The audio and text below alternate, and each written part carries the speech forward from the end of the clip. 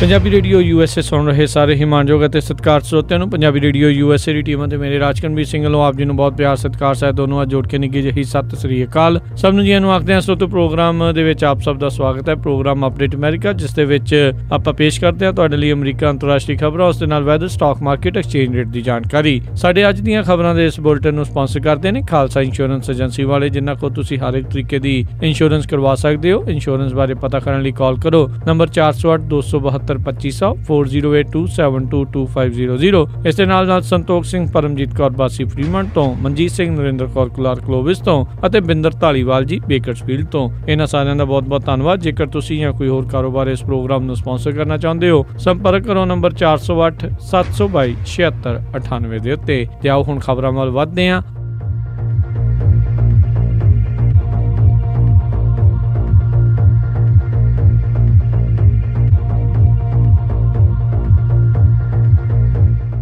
Georgia ਦੇ 6th district ਦੀ special election ਦੇ ਵਿੱਚ ਰਿਪਬਲਿਕਨ ਕੈਰਨ ਹੈਂਡਲ ਨੇ ਡੈਮੋਕ੍ਰੇਟ ਪਾਰਟੀ ਦੇ ਜੌਨ ਔਸਫ ਨੂੰ ਹਰਾ ਦਿੱਤਾ ਆ। ਇਹ ਸਪੈਸ਼ਲ ਇਲੈਕਸ਼ਨ ਨੂੰ ਕਾਫੀ ਨਜ਼ਦੀਕੀ ਮਾਮਲਾ ਦੱਸਿਆ ਜਾ ਰਿਹਾ ਸੀ, ਜਿਸ ਵਿੱਚ 18 ਅਪ੍ਰੈਲ ਨੂੰ ਹੋਈ ਪਹਿਲੀ ਪ੍ਰਾਇਮਰੀ ਇਲੈਕਸ਼ਨ ਦੇ ਵਿੱਚ 18 ਕੈਂਡੀਡੇਟਸ ਦੇ ਵਿੱਚ ਜੌਨ ਔਸਫ ਨੇ ਸਭ ਤੋਂ ਵੱਧ ਵੋਟਾਂ ਖੜੀਆਂ ਸੀ। Karen handle Georgia the secretary of state ਵੀ ਰਹਿ ਚੁੱਕੀ ਆ ਅਤੇ ਅੱਜ ਉਹਨਾਂ ਨੇ ਇਸ ਸਪੈਸ਼ਲ ਇਲੈਕਸ਼ਨ ਵਿੱਚ ਜਿੱਤ ਪ੍ਰਾਪਤੀ ਆ। ਇਸ ਇਲੈਕਸ਼ਨ ਨੂੰ ਰਾਸ਼ਟਰਪਤੀ ਟਰੰਪ ਦੀ ਕਾਰਜਸ਼ੈਲੀ ਅਤੇ ਉਹਨਾਂ ਦੇ ਪ੍ਰਸ਼ਾਸਨ ਦੀ ਜਿੱਤ ਹਾਰ ਵਜੋਂ ਦੇਖਿਆ ਜਾ ਰਿਹਾ ਸੀ। 1979 ਤੋਂ ਲੈ ਕੇ ਹੁਣ ਤੱਕ ਇਸ ਡਿਸਟ੍ਰਿਕਟ ਦੇ ਵਿੱਚ ਹਮੇਸ਼ਾ ਹੀ ਰਿਪਬਲਿਕਨ ਪਾਰਟੀ ਦੇ ਰਿਪਰੈਜ਼ੈਂਟੇਟਿਵ ਜਿੱਤਦੇ ਆਏ ਨੇ। ਇਹ ਸੀਟ ਇਸ ਟਾਈਮ ਹੈਲਥ ਅਤੇ ਹਿਊਮਨ ਸਰਵਿਸਿਜ਼ ਦੇ ਸਕੱਤਰ ਟੌਮ ਪ੍ਰਾਈਸ ਦੇ ਕੈਬਨਿਟ ਮਿਨਿਸਟਰ ਬਣਨ ਤੋਂ ਬਾਅਦ ਦੇ ਵਿੱਚ ਖਾਲੀ ਹੋਈ ਸੀ। ਇਲੈਕਸ਼ਨ ਸ਼ੁਰੂ ਹੋਣ ਤੋਂ ਪਹਿਲਾਂ ਅੱਜ ਰਾਸ਼ਟਰਪਤੀ ਟਰੰਪ ਨੇ ਕੈਰਨ ਹੈਂਡਲ, ਜੋ ਕਿ ਰਿਪਬਲਿਕਨ ਪਾਰਟੀ ਦੇ ਕੈਂਡੀਡੇਟ ਸੀ, ਉਹਨਾਂ ਦੇ ਹੱਕ ਵਿੱਚ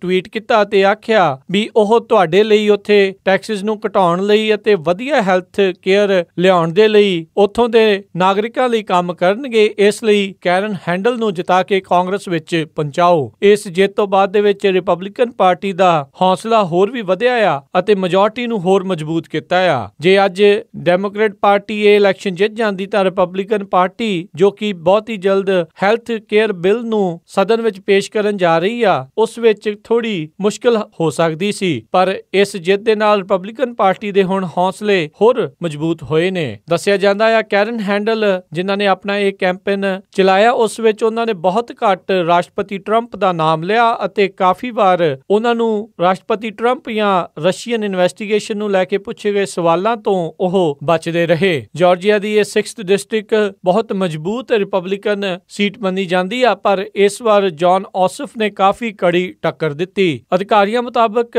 ਜਾਰਜੀਆ ਦੀ 6ਵੀਂ ਡਿਸਟ੍ਰਿਕਟ ਚੋਂ 1,20,000 ਯਾਨੀ ਕਿ 25% ਦੀ ਆਬਾਦੀ ਨੇ ਪਹਿਲਾਂ ਹੀ ਵੋਟ ਪਾ ਦਿੱਤੀ ਸੀ। ਰਿਪਬਲਿਕਨ ਪਾਰਟੀ ਨੇ ਇਸ ਚੀਜ਼ ਦਾ ਵੀ ਕਾਫੀ ਫਾਇਦਾ ਉਠਾਇਆ ਵੀ ਜੌਨ ਔਸਫ ਖੁਦ ਉਸ ਡਿਸਟ੍ਰਿਕਟ ਦੇ ਵਿੱਚ ਨਹੀਂ ਰਹਿੰਦੇ। ਇਸ ਡਿਸਟ੍ਰਿਕਟ ਦੇ ਵਿੱਚ ਨੈਂਸੀ ਪਲੋਸੀ ਦੇ ਨਾਮ ਨੂੰ ਕਾਫੀ ਮਾੜਾ ਗਿਣਿਆ ਗਿਆ ਅਤੇ ਇਸ ਦਾ ਨਾਮ ਉਸ ਨਾਲ ਮਿਲਣ ਕਰਕੇ ਲੋਕਾਂ ਨੂੰ ਔਸਫ ਦੇ ਖਿਲਾਫ ਕਰਨ ਵਿੱਚ ਕਾਮਯਾਬ ਵੀ ਰਹੇ। ਡੈਮੋਕ੍ਰੇਟ ਪਾਰਟੀ ਦੇ ਲਈ ਇੱਕ ਵੱਡੀ ਹਾਰ ਵੀ ਮੰਨੀ ਜਾ ਸਕਦੀ ਆ, ਕਿਉਂਕਿ ਜਿਸ ਤਰੀਕੇ ਦੇ ਨਾਲ ਮੀਡੀਆ ਵਿੱਚ ਹਰ ਇੱਕ ਪਾਸੇ ਇਹ ਦੁਹਾਈ ਪੈ ਰਹੀ ਆ ਵੀ ਰਾਸ਼ਟਰਪਤੀ ਟਰੰਪ ਅਤੇ ਉਹਨਾਂ ਦਾ ਪ੍ਰਸ਼ਾਸਨ ਬਿਲਕੁਲ ਵੀ ਚੰਗਾ ਕੰਮ ਨਹੀਂ ਕਰ ਰਿਹਾ, ਪਰ ਫਿਰ ਵੀ ਲਗਾਤਾਰ ਇਹ ਇਲੈਕਸ਼ਨਾਂ ਹਾਰ ਰਹੇ ਨੇ, ਤਾਂ ਇਹਨਾਂ ਲਈ ਕੋਈ ਚੰਗੀ ਗੱਲ ਨਹੀਂ ਆ। ਡੈਮੋਕ੍ਰੇਟ ਪਾਰਟੀ ਨੂੰ ਇਸ ਇਲੈਕਸ਼ਨ ਤੋਂ ਬਾਅਦ ਦੇ ਵਿੱਚ ਅੰਦਰੂਨੀ ਘੋਖ ਕਰਨ ਦੀ ਖਾਸ ਜ਼ਰੂਰਤ ਆ। ਇੱਥੇ ਤੱਕ ਕਿ ਕਈ ਹੋਰ ਡੈਮੋਕ੍ਰੇਟ ਪਾਰਟੀ ਦੇ ਬੰਦੇ ਇਸ ਗੱਲੋਂ ਵੀ ਨਾਰਾਜ਼ ਨੇ ਵੀ ਇਸ ਇਲੈਕਸ਼ਨ ਦੇ ਉੱਤੇ ਬਹੁਤ ਜ਼ਿਆਦਾ ਜ਼ੋਰ ਦਿੱਤਾ ਗਿਆ, ਜਦ ਕਿ ਸਾਊਥ ਕੈਰੋਲੀਨਾ ਦੇ ਵਿੱਚ ਇੱਕ ਹੋਰ ਇਲੈਕਸ਼ਨ, ਜਿਸ ਵਿੱਚ ਡੈਮੋਕ੍ਰੇਟ ਪਾਰਟੀ ਵੱਲੋਂ ਆਰਚੀ ਪਾਰਨਲ, ਜੋ ਕਿ ਪਹਿਲੀ ਵਾਰੀ ਕੈਂਡੀਡੇਟ ਬਣੇ ਸੀ, ਉਹ ਆਲਮੋਸਟ ਜਿੱਤੇ ਰਹਿ ਗਏ। 2800 ਵੋਟਾਂ ਦੇ ਫਰਕ ਨਾਲ ਹੀ ਉਹ ਸਿਰਫ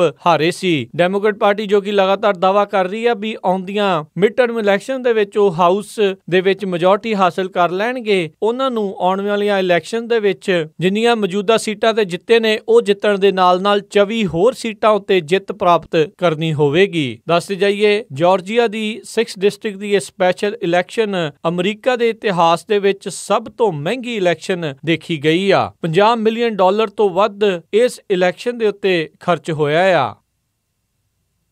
ਅਮਰੀਕਾ ਦੇ ਸੈਕਟਰੀ ਆਫ ਸਟੇਟ ਅਤੇ ਸਟੇਟ ਡਿਪਾਰਟਮੈਂਟ ਨੇ ਅੱਜ ਸਾਊਦੀ ਅਰੇਬੀਆ ਅਤੇ UAE ਨੂੰ ਪਬਲਿਕਲੀ ਚੇਤਾਵਨੀ ਦਿੱਤੀ ਆ ਕਤਰ ਨੂੰ ਲੈ ਕੇ। ਪੰਜਾਬੀ ਰੇਡੀਓ USA ਦੇ ਸਾਰੇ ਸਰੋਤਿਆਂ ਨੂੰ ਯਾਦ ਹੋਵੇਗਾ ਵੀ ਕੁਝ ਦਿਨ ਪਹਿਲਾਂ ਗਲਫ ਦੇ ਸਾਰੇ ਹੀ ਦੇਸ਼ਾਂ ਨੇ ਕਤਰ ਦੇ ਨਾਲ ਹਰ ਇੱਕ ਤਰੀਕੇ ਦੇ ਸੰਬੰਧ ਤੋੜ ਦਿੱਤੇ ਸੀ, ਕਿਉਂਕਿ ਉਹਨਾਂ ਸਾਰਿਆਂ ਦਾ ਇਹ ਦਾਅਵਾ ਸੀਗਾ ਵੀ ਕਤਰ ਅੱਤਵਾਦ ਨੂੰ ਸਮਰਥਨ ਕਰਦਾ ਆ। ਇਸ ਦੇ ਉੱਤੇ ਬੋਲਦੇ ਹੋਏ ਸਟੇਟ ਡਿਪਾਰਟਮੈਂਟ ਦੇ ਸਪੋਕਸਵੂਮਨ ਹੈਦਰ ਨਿਊਰਟ ਨੇ ਕਿਹਾ ਵੀ ਸਟੇਟ ਡਿਪਾਰਟਮੈਂਟ ਇਸ ਗੱਲੋਂ ਕਨਫਿਊਜ਼ਡ ਆ ਵੀ 2 ਹਫ਼ਤੇ ਹੋ ਗਏ ਨੇ, ਪਰ ਅਜੇ ਵੀ ਸਾਊਦੀ ਅਰੇਬੀਆ ਤੇ UAE ਦੇ ਵੱਲੋਂ ਉਹਨਾਂ ਦੀਆਂ ਕਤਰ ਦੇ ਖਿਲਾਫ ਕੀ ਕੰਪਲੇਂਟਸ ਆ ਉਸ ਦੇ ਬਾਰੇ ਕੁਝ ਵੀ ਨਹੀਂ ਦੱਸਿਆ ਜਾ ਰਿਹਾ। ਉਹਨਾਂ ਨੇ ਆਖਿਆ ਜਿੰਨਾ ਜ਼ਿਆਦਾ ਸਮਾਂ ਇਹਨਾਂ ਕੰਪਲੇਂਟਸ ਨੂੰ ਲਿਸਟ ਕਰਨ ਵਿੱਚ ਲੱਗੇਗਾ, ਉਨਾ ਹੀ ਜ਼ਿਆਦਾ ਸਮਾਂ ਇਸ ਪੂਰੇ ਮਸਲੇ ਨੂੰ ਹੱਲ ਕਰਨ ਵਿੱਚ ਲੱਗੇਗਾ।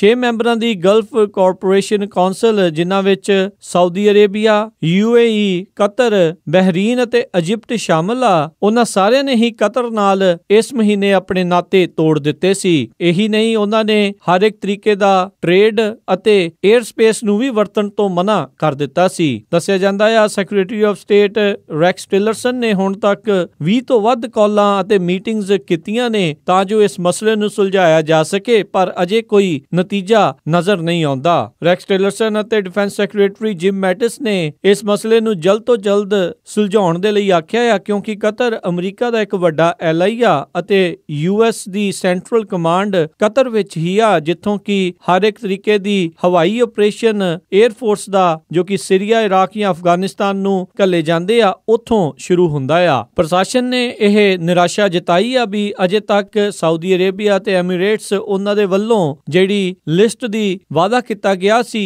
ਵੀ ਕੀ ਉਹਨਾਂ ਦੀਆਂ ਕਤਰ ਨੂੰ ਲੈ ਕੇ ਡਿਮਾਂਡਸ ਨੇ, ਉਹ ਅਜੇ ਤੱਕ ਨਹੀਂ ਘੱਲੀਆਂ ਗਈਆਂ, ਕਿਉਂਕਿ 2 ਹਫ਼ਤੇ ਤੋਂ ਵੱਧ ਸਮਾਂ ਆਲਰੇਡੀ ਲੰਘ ਚੁੱਕਾ ਆ। ਅਮਰੀਕਾ ਕਤਰ ਨਾਲ ਵਿਗਾੜਨਾ ਵੀ ਨਹੀਂ ਚਾਹੁੰਦਾ ਅਤੇ ਸਾਊਦੀ ਅਰੇਬੀਆ ਐਮੀਰੇਟਸ ਨਾਲ ਵੀ ਵਿਗਾੜਨਾ ਨਹੀਂ ਚਾਹੁੰਦਾ, ਕਿਉਂਕਿ ਪਿਛਲੇ ਦਿਨਾਂ ਦੇ ਵਿੱਚ ਹੀ ਰਾਸ਼ਟਰਪਤੀ ਟਰੰਪ ਸਾਊਦੀ ਅਰੇਬੀਆ ਇੱਥੇ ਜਾ ਕੇ ਆਏ ਨੇ। ਵੈਨੇਜ਼ੁਏਲਾ ਦੀ ਸਰਵਉੱਚ ਅਦਾਲਤ ਸੁਪਰੀਮ ਕੋਰਟ ਨੇ ਉਸ ਦੇਸ਼ ਦੀ ਸਰਵਉੱਚ ਵਕੀਲ ਚੀਫ ਪ੍ਰੋਸੀਕਿਊਟਰ ਲੁਈਜ਼ਾ ਓਰਟੇਗਾ ਡਿਆਜ਼ ਦੇ ਖਿਲਾਫ ਸੁਣਵਾਈ ਕਰਨ ਨੂੰ ਮਨਜ਼ੂਰੀ ਦੇ ਦਿੱਤੀ ਆ। ਵੈਨੇਜ਼ੁਏਲਾ ਦੇ ਸੰਵਿਧਾਨ ਮੁਤਾਬਕ ਚੀਫ ਪ੍ਰੋਸੀਕਿਊਟਰ ਕਿਸੇ ਵੀ ਸੁਣਵਾਈ ਤੋਂ ਬਚਿਆ ਹੁੰਦਾ ਆ ਉਸ ਦੀਆਂ ਪਾਵਰਸ ਦੇ ਕਰਕੇ, ਪਰ ਸੁਪਰੀਮ ਕੋਰਟ ਨੇ ਅੱਜ ਓਰਟੇਗਾ ਡਿਆਜ਼ ਦੀਆਂ ਉਹ ਸਾਰੀਆਂ ਪਾਵਰਾਂ ਖੋਹ ਲਈਆਂ ਤੇ ਉਸ ਉੱਤੇ ਕੇਸ ਚਲਾਉਣ ਦਾ ਮਨ ਬਣਾ ਲਿਆ। ਜ਼ਿਕਰਯੋਗ ਗੱਲ ਹੈ ਵੀ ਚੀਫ ਪ੍ਰੋਸੀਕਿਊਟਰ ਓਰਟੇਗਾ ਡਿਆਜ਼ ਨੇ ਮੌਜੂਦਾ ਰਾਸ਼ਟਰਪਤੀ ਨਿਕੋਲਸ ਮੈਡੂਰੋ ਦੇ ਨਾਲ ਆਪਣਾ ਨਾਤਾ ਤੋੜ ਦਿੱਤਾ ਸੀ, ਕਿਉਂਕਿ ਉਹਨਾਂ ਦਾ ਮੰਨਣਾ ਸੀ ਵੀ ਮੌਜੂਦਾ ਰਾਸ਼ਟਰਪਤੀ ਅਤੇ ਪ੍ਰਸ਼ਾਸਨ ਆਪੋਜੀਸ਼ਨ ਨੂੰ ਖਤਮ ਕਰਕੇ ਸੰਵਿਧਾਨ ਨੂੰ ਦੁਬਾਰਾ ਲਿਖਣਾ ਚਾਹੁੰਦਾ ਆ। ਓਰਟੇਗਾ ਡਿਆਜ਼ ਨੇ ਨਿਕੋਲਸ ਮੈਡੂਰੋ ਦੇ ਇਸ ਕੰਮ ਨੂੰ ਰੋਕਣ ਦੇ ਲਈ ਹਰ ਤਰੀਕੇ ਦੇ ਕਾਨੂੰਨੀ ਦਾਅਪੇਚ ਵੀ ਖੇਡੇ ਸੀ। ਇਸ ਮੌਕੇ ਵੈਨੇਜ਼ੁਏਲਾ ਦੀ ਨੈਸ਼ਨਲ ਅਸੈਂਬਲੀ ਦੇ ਵਿੱਚ ਉੱਥੋਂ ਦੀ ਮੇਨ ਆਪੋਜੀਸ਼ਨ ਪਾਰਟੀ ਦੀ ਬਹੁਮਤ ਆ। ਸਾਰੀਆਂ ਹੀ ਆਪੋਜੀਸ਼ਨ ਪਾਰਟੀਆਂ ਇਸ ਮੌਕੇ ਜੁੜੀਆਂ ਹੋਈਆਂ ਨੇ ਤੇ ਉਹਨਾਂ ਨੇ ਡੈਮੋਕ੍ਰੇਟ ਯੂਨਿਟੀ ਅਲਾਈਅੰਸ ਬਣਾਇਆ ਹੋਇਆ ਆ। ਵੈਨੇਜ਼ੁਏਲਾ ਦੇ ਵਿੱਚ ਲਗਾਤਾਰ ਸੜਕਾਂ ਦੇ ਉੱਤੇ ਪ੍ਰੋਟੈਸਟ ਜਾਰੀ ਨੇ ਅਤੇ ਰਾਸ਼ਟਰਪਤੀ ਨਿਕੋਲਸ ਮੈਡੂਰੋ ਨੂੰ ਲਾਉਣ ਦੀ ਮੰਗ ਜਾਰੀ ਆ। ਇਸ ਕਰਕੇ 70 ਤੋਂ ਵੱਧ ਬੰਦੇ ਮਰ ਚੁੱਕੇ ਨੇ ਅਤੇ ਕਈ 100 ਫੱਟੜ ਹੋਏ ਨੇ। ਇਹ ਫੈਸਲਾ ਸੁਣਨ ਤੋਂ ਬਾਅਦ ਦੇ ਵਿੱਚ ਵੈਨੇਜ਼ੁਏਲਾ ਦੀ ਚੀਫ ਪ੍ਰੋਸੀਕਿਊਟਰ ਓਰਟੇਗਾ ਡਿਆਜ਼ ਨੇ ਆਖਿਆ ਵੀ ਸੁਪਰੀਮ ਕੋਰਟ ਦਾ ਇਹ ਫੈਸਲਾ ਉਹਨਾਂ ਦੇ ਖਿਲਾਫ ਨਹੀਂ ਆ, ਬਲਕਿ ਵੈਨੇਜ਼ੁਏਲਾ ਦੇ ਸੰਵਿਧਾਨ ਦੇ ਉੱਤੇ ਹੀ ਇਹ ਹਮਲਾ ਆ। ਜਦ ਤੱਕ ਓਰਟੇਗਾ ਡਿਆਜ਼ ਮੈਡੂਰੋ ਦੇ ਨਾਲ ਚੱਲ ਰਹੀ ਸੀ, ਉਦੋਂ ਤੱਕ ਆਪੋਜੀਸ਼ਨ ਪਾਰਟੀ ਵੀ ਇਹਨਾਂ ਨੂੰ ਕਾਫੀ ਮਾੜਾ ਚੰਗਾ ਬੋਲਦੇ ਰਹੇ, ਪਰ ਅੱਜ ਸਮੇਂ ਨੂੰ ਦੇਖਦੇ ਹੋਏ ਵੀ ਰਾਸ਼ਟਰਪਤੀ ਨਿਕੋਲਸ ਮੈਡੂਰੋ ਦੇ ਖਿਲਾਫ ਗਏ ਨੇ ਤਾਂ ਉਹਨਾਂ ਦੇ ਹੀਰੋ ਬਣੇ ਨਜ਼ਰ ਆਉਂਦੇ ਨੇ ਤੇ ਉਹਨਾਂ ਦੇ ਹੱਕ ਵਿੱਚ ਉਹਨਾਂ ਨੇ ਪ੍ਰੈਸ ਕਾਨਫਰੰਸ ਵੀ ਕਰ ਦਿੱਤੀ। ਅੱਜ ਰੂਸ ਦਾ ਇੱਕ ਲੜਾਕੂ ਹਵਾਈ ਜਹਾਜ਼ ਅਮਰੀਕਾ ਦੇ ਰਿਕੋਨੈਸੈਂਸ ਜਹਾਜ਼ ਦੇ ਨਜ਼ਦੀਕੋਂ ਦੀ ਲੰਘਿਆ। ਬਾਲਟਿਕ ਸੀ ਦੇ ਉੱਤੇ ਜਦ US 에ਅਰ ਫੋਰਸ ਦਾ RC-135 ਰੀਕਨ ਜੈਟ ਜਾ ਰਿਹਾ ਸੀ ਤਾਂ ਉੱਥੋਂ ਦੀ ਰਸ਼ੀਆ ਦਾ ਲੜਾਕੂ ਹਵਾਈ ਜਹਾਜ਼ Su-27 ਜਿਸ ਦੇ ਉੱਤੇ 에ਅਰ ਟੂ 에ਅਰ ਮਿਜ਼ਾਈਲਸ ਲੱਗੀਆਂ ਹੁੰਦੀਆਂ ਆ, ਕਿਸੇ ਹੋਰ ਜਹਾਜ਼ ਦੇ ਉੱਤੇ ਹਮਲਾ ਕਰਨ ਲਈ 5 ਫੁੱਟ ਦੀ ਦੂਰੀ ਦੇ ਲਾਗੋਂ ਲੰਘਿਆ। ਅਧਿਕਾਰੀਆਂ ਮੁਤਾਬਕ ਰਸ਼ੀਆ ਦਾ ਉਹ ਲੜਾਕੂ ਹਵਾਈ ਜਹਾਜ਼ ਜਾਣ ਬੁੱਝ ਕੇ ਇਦਾਂ ਦਾ ਕੰਮ ਕਰ ਰਿਹਾ ਸੀ ਅਤੇ ਅਮਰੀਕਾ ਦੇ ਉਸ ਰੀਕਨ ਜਹਾਜ਼ ਦੇ ਪਾਇਲਟ ਨੂੰ ਭੜਕਾਉਣ ਦੀ ਕੋਸ਼ਿਸ਼ ਕਰ ਰਿਹਾ ਸੀ। 2 ਜੂਨ ਤੋਂ ਲੈ ਕੇ ਹੁਣ ਤੱਕ ਬਾਲਟਿਕ ਸੀ ਦੇ ਇਲਾਕੇ ਦੇ ਵਿੱਚ US ਅਤੇ ਰਸ਼ੀਆ ਦੇ ਜਹਾਜ਼ ਅਤੇ ਵਾਰਸ਼ਿਪਸ ਦੇ ਦਰਮਿਆਨ 35 ਤੋਂ ਜ਼ਿਆਦਾ ਵਾਰ ਇਦਾਂ ਨਜ਼ਦੀਕ ਆ ਚੁੱਕੇ ਨੇ। ਇਸ ਤੋਂ ਪਹਿਲਾਂ ਰਸ਼ੀਅਨ ਡਿਫੈਂਸ ਮਿਨਿਸਟਰ ਨੇ ਇਹ ਬਿਆਨ ਦਿੱਤਾ ਸੀ ਵੀ ਕੋਈ ਵੀ ਅਮਰੀਕਾ ਦਾ ਜਿਹੜਾ ਲੜਾਕੂ ਜਹਾਜ਼ ਯੂਫਰੇਟਸ ਰਿਵਰ ਦੇ ਪੱਛਮ ਵਾਲੇ ਪਾਸੇ ਆਇਆ ਤਾਂ ਉਸ ਨੂੰ ਇੱਕ ਟਾਰਗੇਟ ਵਜੋਂ ਥ੍ਰੈਟ ਵਜੋਂ ਦੇਖਿਆ ਜਾਵੇਗਾ ਤੇ ਉਸ ਤਰੀਕੇ ਨਾਲ ਹੀ ਉਸ ਨੂੰ ਨਜਿੱਠਿਆ ਜਾਵੇਗਾ। ਪਿਛਲੇ ਕੁਝ ਦਿਨਾਂ ਤੋਂ ਰਸ਼ੀਆ ਤੇ ਅਮਰੀਕਾ ਦੇ ਵਿੱਚ ਬਾਲਟਿਕ ਸੀ ਅਤੇ ਸੀਰੀਆ ਨੂੰ ਲੈ ਕੇ ਕਾਫੀ ਟੈਂਸ਼ਨਸ ਵਧੀਆਂ ਹੋਈਆਂ ਨੇ। ਬੀਤੇ ਦਿਨੀ ਵਰਜੀਨੀਆ ਦੇ ਵਿੱਚ ਇੱਕ 22 ਸਾਲਾ ਮੁੰਡੇ ਨੇ 17 ਸਾਲਾ ਮੁਸਲਮਾਨ ਕੁੜੀ ਨੂੰ ਰੋਡ ਰੇਜ ਦੇ ਕੇਸ ਦੇ ਵਿੱਚ ਮਾਰ ਦਿੱਤਾ ਸੀ। ਪਹਿਲਾਂ ਉਸ ਕੇਸ ਨੂੰ ਹੇਟ ਕ੍ਰਾਈਮ ਦੇ ਵਜੋਂ ਦੇਖਿਆ ਜਾ ਰਿਹਾ ਸੀ, ਪਰ ਅੱਜ ਫੇਅਰਫੈਕਸ ਕਾਉਂਟੀ ਦੀ ਪੁਲਿਸ ਨੇ ਆਖਿਆ ਆ ਵੀ ਉਸ ਨੂੰ ਹੁਣ ਹੇਟ ਕ੍ਰਾਈਮ ਵਜੋਂ ਨਹੀਂ ਦੇਖ ਰਹੇ। ਅੱਜ ਇਮੀਗ੍ਰੇਸ਼ਨ ਕਸਟਮ ਐਨਫੋਰਸਮੈਂਟ ਵਾਲਿਆਂ ਨੇ ਇਸ ਵਿੱਚ ਨਵੀਂ ਜਾਣਕਾਰੀ ਦਿੱਤੀ ਵੀ 22 ਸਾਲਾ ਮੁੰਡਾ ਜਿਸ ਨੇ 17 ਸਾਲਾਂ ਦੀ ਉਸ ਕੁੜੀ ਨੂੰ ਮਾਰਿਆ ਆ ਉਹ ਅਮਰੀਕਾ ਦੇ ਵਿੱਚ ਗੈਰ ਕਾਨੂੰਨੀ ਢੰਗ ਦੇ ਨਾਲ ਆਇਆ ਸੀ। ਡਾਰਵਿਨ ਮਾਰਟਿਨੇਜ਼ ਟੋਰਿਸ ਜੋ ਕਿ ਅਲ ਸੈਲਵਾਡੋਰ ਦਾ ਨਾਗਰਿਕ ਦੱਸਿਆ ਜਾਂਦਾ ਆ, ਉਹ ਅਮਰੀਕਾ ਦੇ ਵਿੱਚ ਇਲੀਗਲੀ ਰਹਿ ਰਿਹਾ ਸੀ। ਉਸ ਨੇ ਉਸ 17 ਸਾਲਾਂ ਦੀ ਕੁੜੀ ਨੂੰ ਰੋਡ ਰੇਜ ਦੇ ਕੇਸ ਵਿੱਚ ਬੇਸਬਾਲ ਬੈਟ ਦੇ ਨਾਲ ਕੁੱਟ-ਕੁੱਟ ਕੇ ਮਾਰ ਦਿੱਤਾ ਤੇ ਬਾਅਦ ਦੇ ਵਿੱਚ ਉਸ ਦੀ ਲਾਸ਼ ਇੱਕ ਪੌਂਡ ਵਿੱਚ ਸੁੱਟ ਦਿੱਤੀ। ਉਸ ਤੋਂ ਬਾਅਦ ਦੇ ਵਿੱਚ ਇਸ ਨੂੰ ਗ੍ਰਿਫਤਾਰ ਕਰ ਲਿਆ ਗਿਆ ਆ ਤੇ ਹੁਣ ਇਸ ਉੱਤੇ ਮਰਡਰ ਦਾ ਚਾਰਜ ਲੱਗੇਗਾ। ਸਰੋਤੇ ਸੁਣ ਰਹੇ ਸੀ ਆਪਾਂ ਅੱਜ ਦੀਆਂ ਕੁਝ ਅਹਿਮ ਖਬਰਾਂ। ਹੁਣ ਤੁਹਾਨੂੰ weather, stock market, exchange rate ਬਾਰੇ ਦੱਸਦੇ ਹਾਂ। ਸ਼ੁਰੂਆਤ ਕਰਦੇ ਹਾਂ ਸੈਨ ਹੋਜ਼ੇ ਦੇ ਵੈਦਰ ਤੋਂ, ਜਿੱਥੇ ਕਿ ਬੁੱਧਵਾਰ ਨੂੰ 91 ਡਿਗਰੀ ਹਾਈ 66 ਡਿਗਰੀ ਲੋ, ਸੈਨ ਫਰਾਂਸਿਸਕੋ 'ਚ 73 ਡਿਗਰੀ ਹਾਈ 56 ਡਿਗਰੀ ਲੋ, ਸੈਕਰਾਮੈਂਟੋ 'ਚ 109 ਡਿਗਰੀ ਹਾਈ 75 ਡਿਗਰੀ ਲੋ, ਯੂਬਾ ਸਿਟੀ 'ਚ 109 ਡਿਗਰੀ ਹਾਈ 77 ਡਿਗਰੀ ਲੋ, ਸਟਾਕਟਨ 'ਚ 108 ਡਿਗਰੀ ਹਾਈ 72 ਡਿਗਰੀ ਲੋ, ਟ੍ਰੇਸੀ ਵਿੱਚ 108 ਡਿਗਰੀ ਹਾਈ 77 ਡਿਗਰੀ ਲੋ, ਮੋਡੈਸਟੋ ਵਿੱਚ 109 ਡਿਗਰੀ ਹਾਈ 76 ਡਿਗਰੀ ਲੋ, ਫ੍ਰੈਜ਼ਨੋ ਵਿੱਚ 108 ਡਿਗਰੀ ਹਾਈ 75 ਡਿਗਰੀ ਲੋ, Bakersfield ਵਿੱਚ 111 degree high 80 degree ਲੋ, Las Angeles 'ਚ 85 degree high 65 degree ਲੋ, turkey ਵਿੱਚ 88 degree high 48 degree ਲੋ, south lake Tahoe 'ਚ 85 degree high 48 degree ਲੋ, Portland Oregon 'ਚ 76 degree high 52 degree ਲੋ, ਫਲੈਗਸਟਾਫ Arizona 'ਚ 93 degree high 58 degree ਲੋ, Seattle Washington 'ਚ 63 degree high 50 degree ਲੋ, salt lake city Utah ਦੇ ਵਿੱਚ 99 degree high 66 degree ਲੋ, Chicago Illinois ਦੇ ਵਿੱਚ 74 degree high 68 degree low, New York ਵਿੱਚ 86 degree high 67 degree low, Toronto Canada 'ਚ 22 degree Celsius high 13 degree Celsius low, Winnipeg ਦੇ ਵਿੱਚ 22 degree Celsius high 11 degree Celsius low, Calgary Canada 'ਚ 18 degree Celsius high 7 degree Celsius low, Vancouver Canada 'ਚ 9 degree Celsius low 19 degree Celsius high, Amritsar Punjab 'ਚ 36 degree Celsius high 27 degree Celsius low, Melbourne Australia 'ਚ 15 degree Celsius high 8 degree Celsius low, London UK ਦੇ ਵਿੱਚ 26 degree Celsius high 16 degree Celsius low, Berlin Germany 'ਚ 31 degree Celsius high 17 degree Celsius low, Paris France ਦੇ ਵਿੱਚ 35 degree Celsius high 16 degree Celsius low temperature ਰਹੇਗਾ। ਦੋਸਤੋ ਤੋਂ ਇਹ ਸੀਗੀ ਵੈਦਰ ਰਿਪੋਰਟ। ਹੁਣ ਤੁਹਾਨੂੰ ਸਟਾਕ ਮਾਰਕੀਟ, ਐਕਸਚੇਂਜ ਰੇਟ ਬਾਰੇ ਦੱਸਦੇ ਜਾਈਏ। ਮੰਗਲਵਾਰ ਦੀ ਕਲੋਜ਼ਿੰਗ ਤੱਕ ਡਾਓ ਜੋਨਸ ਦੇ ਵਿੱਚ 62 ਪੁਆਇੰਟਾਂ ਦਾ ਘਾਟਾ ਦੇਖਿਆ ਗਿਆ, 21467 ਦੇ ਉੱਤੇ ਮਾਰਕੀਟ ਕਲੋਜ਼ ਹੋਈ। ਨੈਸਡੈਕ ਦੇ ਵਿੱਚ 51 ਪੁਆਇੰਟ ਡਿੱਗੇ, 6188 ਤੇ ਮਾਰਕੀਟ ਕਲੋਜ਼ ਹੋਈ। S&P ਦੇ ਵਿੱਚ 16 ਪੁਆਇੰਟਾਂ ਦਾ ਘਾਟਾ ਦੇਖਿਆ ਗਿਆ, 2437 ਤੇ ਮਾਰਕੀਟ ਕਲੋਜ਼ ਹੋਈ। ਸ਼ੇਅਰ 5000 ਦੇ ਵਿੱਚ 141 ਪੁਆਇੰਟ ਡਿੱਗੇ, 25295 ਤੇ ਮਾਰਕੀਟ ਕਲੋਜ਼ ਹੋਈ। ਐਕਸਚੇਂਜ ਰੇਟ ਦੇ ਵਿੱਚ ਇੱਕ US ਡਾਲਰ ਦੀ ਕੀਮਤ 64 ਰੁਪਏ 65 ਪੈਸੇ,